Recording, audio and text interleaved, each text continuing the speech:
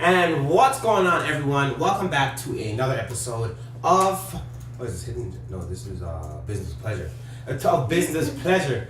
My name is John Francis, and I'm the co-owner of the Clarendon Co, where we source, distribute, and do all these amazing things when it comes to clothing. And beside me is the beautiful Babe, also known as Colette. I haven't heard that word in a while, eh? Babe?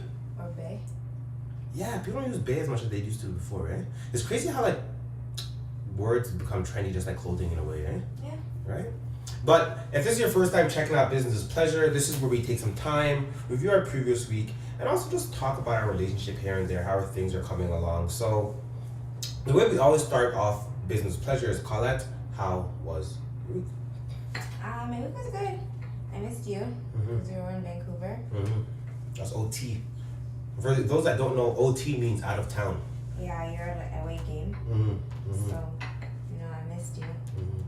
And yeah, that's pretty much it. That was your week? No, that was just my most Yeah, recent week. so Okay, talk well, the about rest of the week, I don't know, I was just working, doing stuff for Clarendon Co. I personally feel like I was in like a little bit of like a business rut. Like I was just kind of like, annoyed isn't the right word, but just like, Lull, just going along with the motions. yeah, it's like, oh geez, doing the same thing all the time. Yeah. Like that's kind of how I felt this week, but I feel out of it now. I don't know, it's talking about June 1st. I feel like kind of like kicked me out of it. Yeah. I feel like reinvigorated, excited, ready to go, ready to, what are you doing? Ready to Rock. Yeah. Yeah, I feel good too because I know you and I talked previously about how like myself personally, like this is the first time where I'm like a full-time business owner. So like just adjusting to that transition of working 9 to 5 and doing this on a long-term basis, and just how like that affects me personally, you know what I mean? And sometimes you forget it's like, yes, we are passionate about the business. Yes, we are passionate about some of the goals that we want. And yes, we do find this rewarding. But sometimes it's just boring, it's monotonous, it's tiring, it's overwhelming, and that's okay. And I feel sometimes enough, like, we don't talk enough about, like, yeah, the business may be going well, but how do I feel? How am I handling the success of this, you know what I mean? Yeah. Am I still, like, super motivated? Do I still have, like, the right admirations towards the business as I did before and everything, too? And it's like, sometimes we forget that, like, we are human, and sometimes we change, like, our emotions go in waves. Sometimes we feel like so happy about things and like we're so excited. There's some days just like, oh, I gotta do this again. Yeah. Yeah, so and I feel like I actually wrote it. That was what my article was about today. It's like sometimes like I feel like when you get into like entrepreneurship, honestly I've never been able to say that word, but you know what I mean. When you like venture into like being an entrepreneur, like you started out as like, yeah, I don't want to work my like mundane and boring like 9 to 5 job, and then like you get kind of like sucked into like the everyday grind of it, and like we're always told like, yeah, in order to be like a successful business owner, like you have to wake up before everyone else and go to bed later than everyone else, and it's like, yeah, that's true, but that also doesn't mean like run yourself ragged and run yourself into the ground and end up hating what you do. Because at the end of the day, like your business, it starts and stops with you. So like if you're not in the best, especially as a small business, like, yeah, like if you're not in the best like state of mind, whether that be like mentally, emotionally, and physically, it's gonna be hard for you to work and hard for you to do the things that you need to do for your business in order for it to be successful. 100%. And like I feel like just that idea of like running yourself ragged is like something that we've been told constantly as business Well, owners. it's a part of being a businessman. And it's like maybe for some people it is. Maybe for some people, but at the end of the day, like we all have the same 24 hours. Like Oprah Winfrey, Bill Gates, Jeff Bezos, they all had the same 24 hours when they were starting their businesses. And of course, like yeah, there are going to be some long nights and long days, but sometimes you have to like take, even if it's 10-15 minutes out of your day just for yourself. Yeah. Like do something just for you, even an hour. An hour away is not going to be the end all be all of your business. Like I'm sorry, like it's not, 100%. you know what I mean? 100%. So I think for me now personally, it's just like trying to find that middle ground, like what you're saying, and the moderation of like, yes, like we still have to quote unquote be the first last people to go to bed, but how can we do that in a way that's like suitable and still like gratifying for our personality, you know? Because as much as like this is a business and like of course you want to make money, you still want to enjoy some of the process. I don't expect that like, yeah, I should be always happy about doing this. I should be so excited about posting. I should be so excited about putting packages together. No, but find for me, I'm refining my purpose into like why I don't want to work 9 to 5. And sometimes you forget that. It's like sometimes you get into this mental trap and you're like, well, I gotta just focus on this and block everything else out and just be so dedicated to this business, you know what I mean? And it's like, yeah, you can do that, but like don't lose who you are along the way. And I felt like sometimes I was just like, am I just gonna become the guy that just like does clothing for the rest of their life? Cause you know what's so funny? We have like all these long-term goals and we forget like sometimes being in the lull, not being as inspired is a part of the journey to get to that goal. Yeah. Like, you know, and like that's okay. I'm like, I'm constantly telling myself like, it's okay sometimes like I don't feel happy about running this. I think when I stop recognizing that, that's when you have a huge issue. And like I think the biggest thing is like you say this a lot too, is like just being grateful. Like even though you aren't necessarily happy about like posting every single day, be grateful for the fact that you can. What? You know what I mean? Like be grateful for the fact that you actually do have the opportunity to not work your 9 to 5 job and do something that you're passionate about. You know what I mean? Like not being also need to talk about entrepreneurship privilege. yeah. Because like you know what I mean, like we have all this privilege that we forget about. Yeah. And like we almost take for granted. It's like what you just said, like, oh yeah, I should be grateful. Like I don't have to do the 9 to 5 anymore. Yeah, you know like what I mean? it's like we live in like one of the best countries in the world. Like not everyone has the ability to be like, you know what, I like selling vintage clothing. I'm gonna open a vintage clothing business. Some people like live in a third world country where it's like, no, like you can't do what you enjoy. You can't do what you like. You have to do what puts food on the table and a roof over your head, and like that's that, you know, and that's your life. So it's like every day is not gonna be a la la land of excitement, but like you at least have to be grateful for the journey that you're on. Like it could be so different. No, 100%, man. And I think for me is that like I'm happy that I'm relearning that again. Yeah. And it's like, you know what I mean? Sometimes we forget. It's like, oh, I already know this. Like, I shouldn't feel this way. Whatever. Like, get over it. And it's like sometimes your emotions trick you and put you in a place that you don't want to be. Yeah. You know what I mean? And it's like it's nice that like at least I have a business partner where it's like, hey, like, you know, like, yeah, it's fine that you feel that way, but hey, but don't forget X, Y, and Z. You know what I mean? Yeah. And that's why I think it's good. Like, I think everyone should when they first start their small business, they should start it with someone else, because like not necessarily. Of course, it's gonna allow the business to be more efficient. You guys have more hands in the pot or whatever.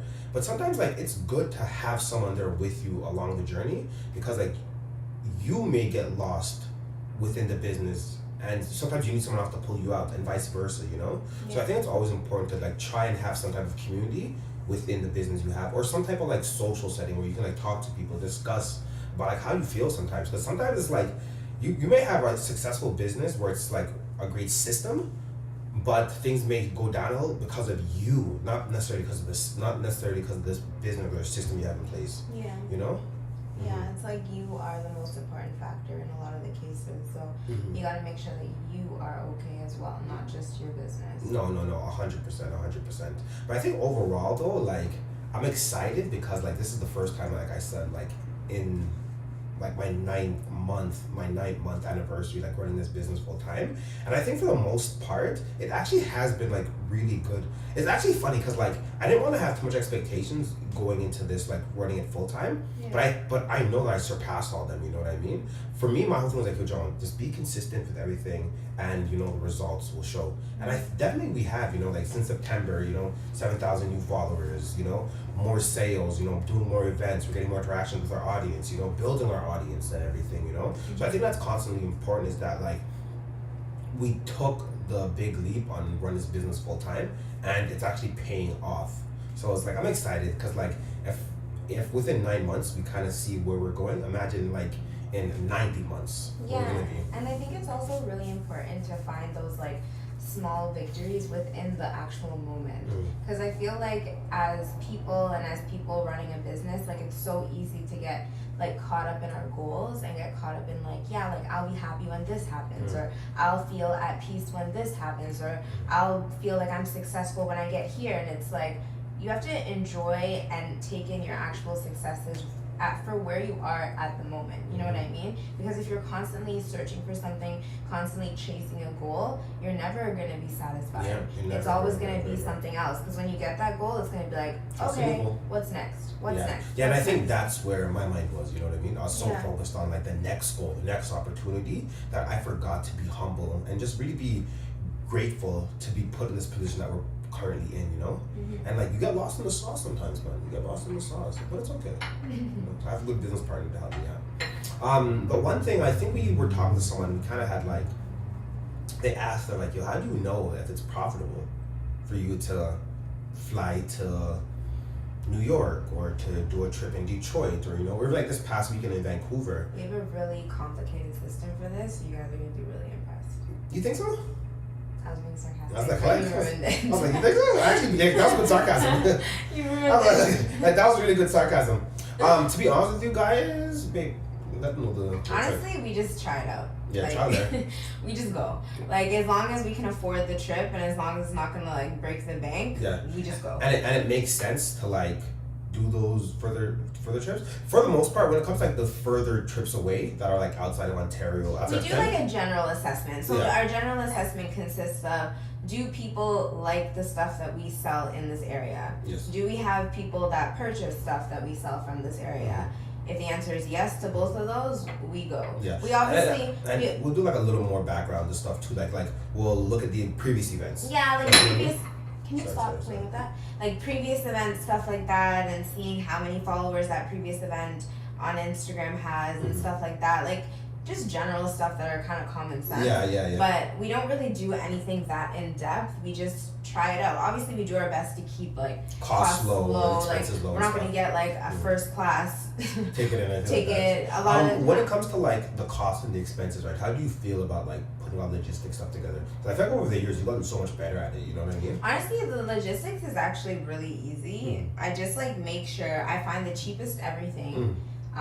Usually you're the only one going because that's everything in half, right? Yeah. Whenever it's far events, like anything like international or like far across Canada, any plane tickets essentially, it's only you going.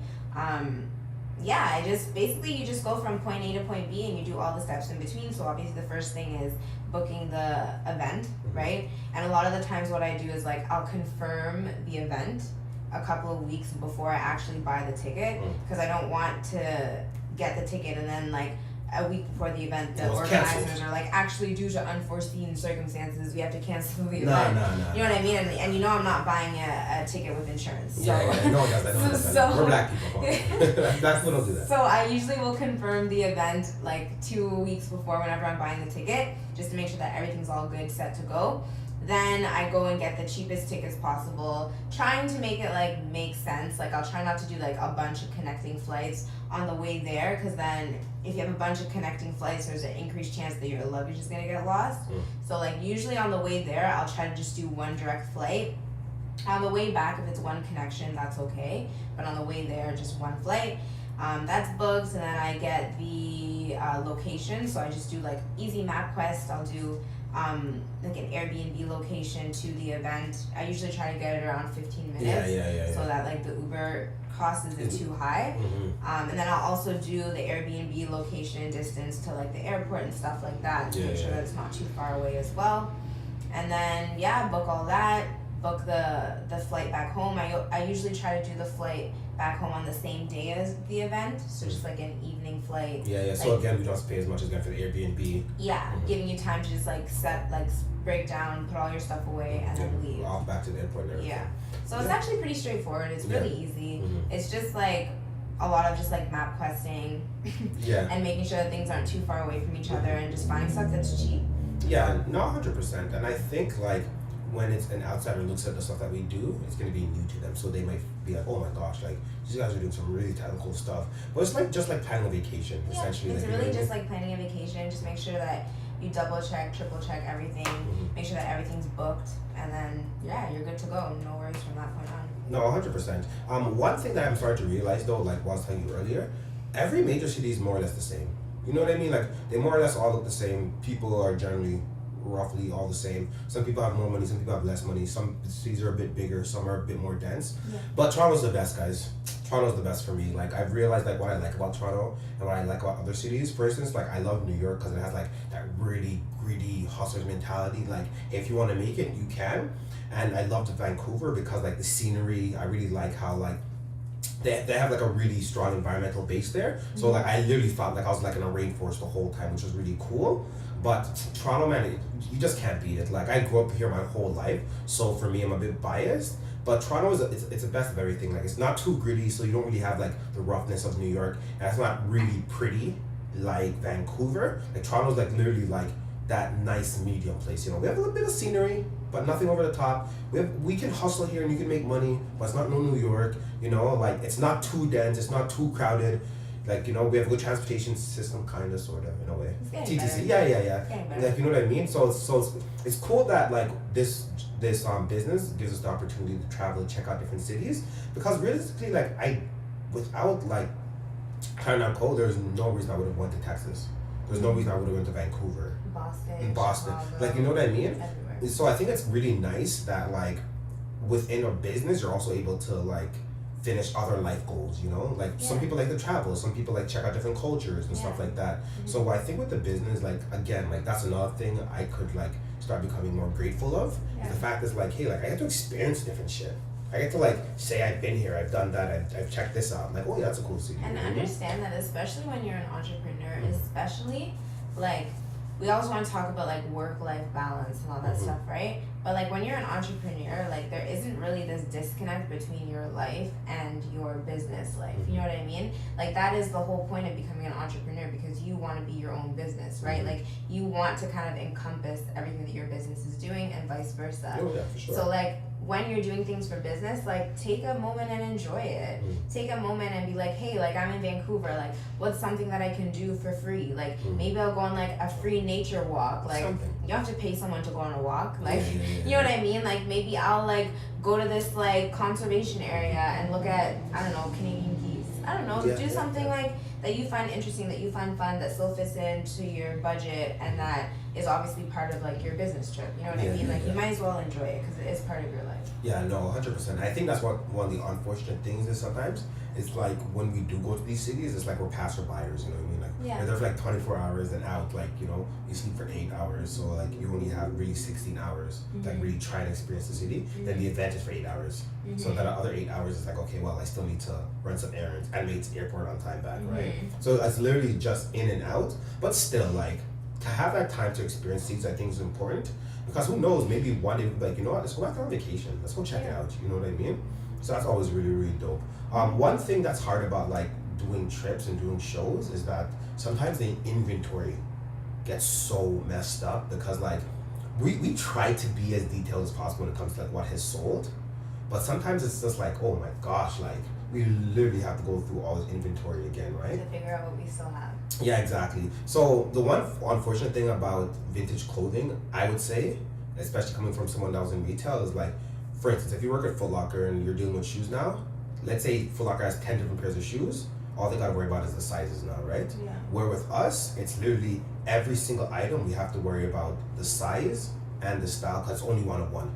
Yeah. You know what I mean? So it's like literally extra work for us, because like every week we're getting every 3 days we're getting like brand new products, brand new items that we constantly have to take photos of, ensure that it's like packed away neatly, like, you know. So I think the way we handle inventory, it works for us.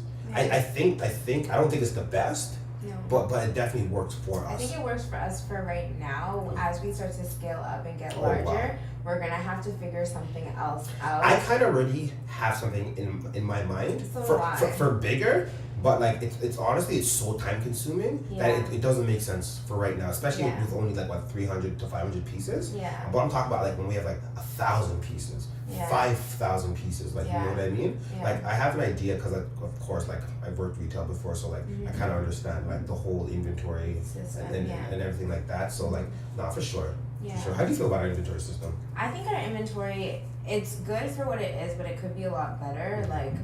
Like for example, if something has sold, I never want that feeling of like, oh, did this already sell? Yeah. That's literally like the worst feeling, because it's like you've made a sale, you've made money, and it's like you're gonna have to either refund the customer or provide them with something that they want still, and obviously a discount for the inconvenience. Yeah. You know what I mean? So it's like, and it's just so much extra work. So like, I feel like we just need something that's a little bit more concrete and a little bit better of a system. What that is, I'm not 100% sure yet, but I feel like we need to like create something, because we're only getting bigger, we're only selling more, so it's like we kind of got to get in that process of figuring it out now. You know what I mean? So yeah, I have no idea. I don't know how we would like to make it efficient and still functional. Yeah, if you guys have any tips on how to better handle an inventory for a small business like that sells one-of-one items, let us know, because we're definitely up for suggestions. No, most definitely. So I think that's one thing that like we can work on and stuff. And the thing that people need to also understand when it comes to inventory, if you don't know what you have, you don't really know how much money you can potentially make. Yeah. You know, then it's like, okay, how do you know you have enough code to even pay those bills for the month? Yeah. You know, so like with us, we know we have, because we have the picture inventory. Yeah. Like, you know, so it gives us like a kind of a general idea. And we have a cost value amount of, Yeah, because we pay for everything by pound, Exactly. by weight, so we know we can generally like itemize how much it costs per item, but we need something a little bit more, not necessarily in terms of the cost and the value, because we have that down, but just like logistically making it easier in terms of like the online and the events and what we actually You know what would have. make it so much easier, to be honest with you? If we only sold through one app. Yeah, oh, 100%. If we literally sold one app, if it'd we be only nothing. sold Yeah. through one app, it'd be super Yeah, easy. But yeah. the fact that we sell through like 8, 9 apps, it's like, It's like, it's my a lot. God. Yeah. So that's what's crazy too. It's not like we're doing inventory for one place. Now we're doing inventory for 9 other places. You know what I mean? But again, this is part of running a business. It's like trying to figure out that new problem. And to be honest, it's not really a problem, but it's just like, how can we have the inventory just like down packed and efficient as possible, you know? Yeah. Just be like, okay, bam, here it is, go. And I know what it is though, to be honest with you, it's just space. Yeah. When I really think about it, it's just space. Because if we had Because if more we had the space, space to nicely lay it out properly, it wouldn't be an issue. No. You know what I mean? We could have everything just stacked, hangers, folded, whatever, and just like, it'd be so much easier. But because it's so condensed, it's hard for us to kind of go through it. But like, honestly, you guys don't need to know about that. We'll figure it out. We'll definitely figure it out. Yeah. So is there any last words before we head on out of here? I'm a woman of little words. Okay. I've said my piece. Okay, sounds good. Yeah, guys, thank you so much for joining us on another episode of Business is Pleasure. Let us know what you thought about this episode. Hit us up in the comments. Hit us up on Instagram, wherever. Like, you know, we're all around, guys. So thank you guys so much for joining us again, and peace.